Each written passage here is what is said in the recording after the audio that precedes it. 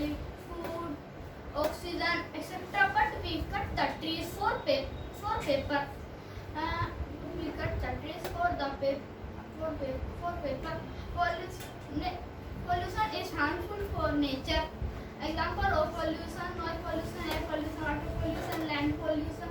Land pollution, it is caused due to by the farmers. They use harmful chemicals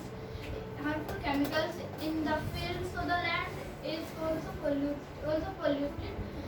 It is also caused due to by the people cut the trees, so the land is wet. It is caused due to by the, it is also called land pollution. Water pollution is caused due to by the industrial swelling household, and the dirty water go into a pipe, and the pipe will end on the rivers like Yamuna, Ganga, etc. Ganga is our religious river, but the people pollute it with the example bathing of animals. They throw garbage on it. It is called the water pollution, air pollution. It is caused due to by the industrial dirty air.